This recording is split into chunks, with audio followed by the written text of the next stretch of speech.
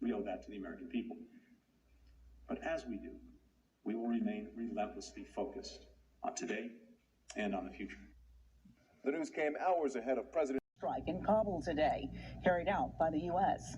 The Biden administration says that blast killed a suicide car bomber planning to attack the Kabul airport again.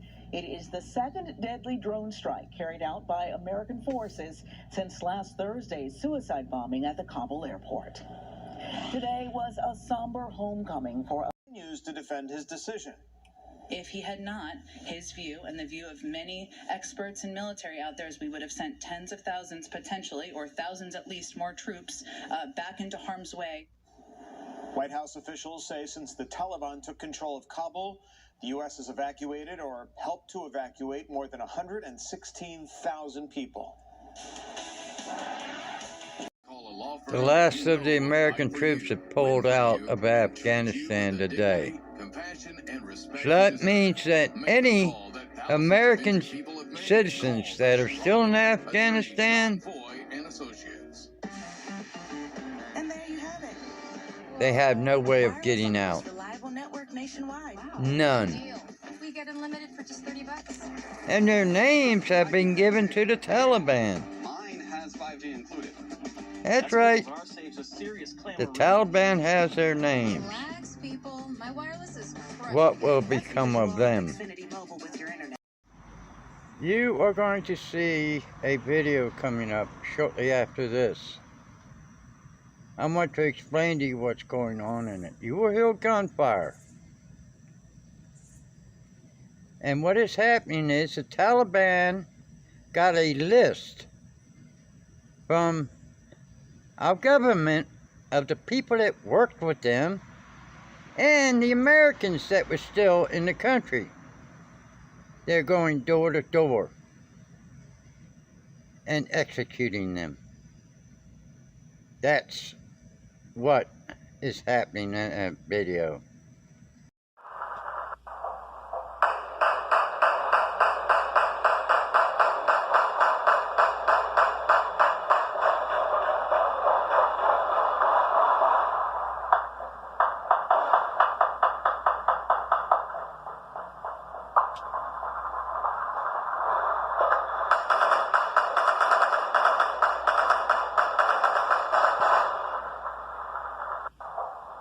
Has the latest.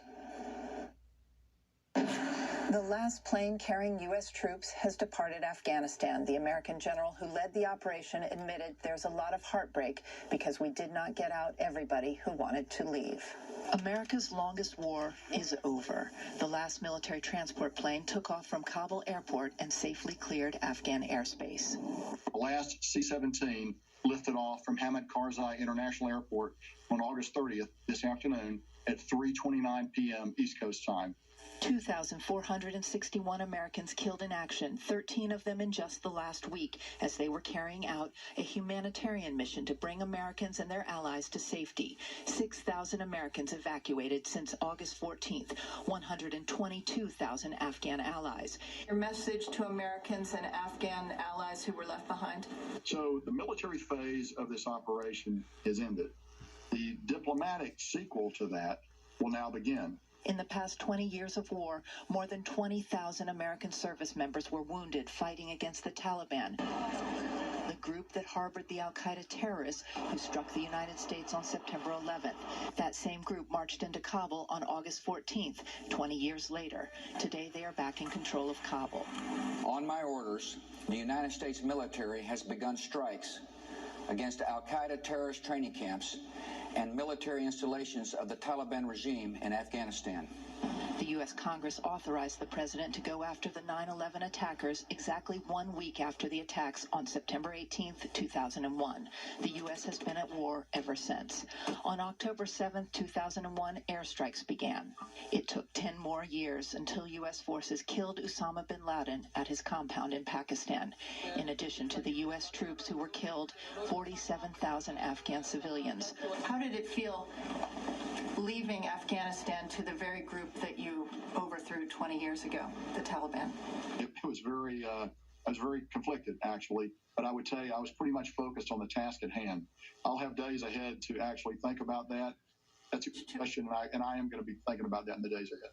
General McKenzie added that 2,000 hardened ISIS fighters remain in Afghanistan, most of them let out of prisons by the Taliban. General McKenzie said now that the last U.S. troops are out of Afghanistan, the Taliban will have their hands full with ISIS, but so might the United States.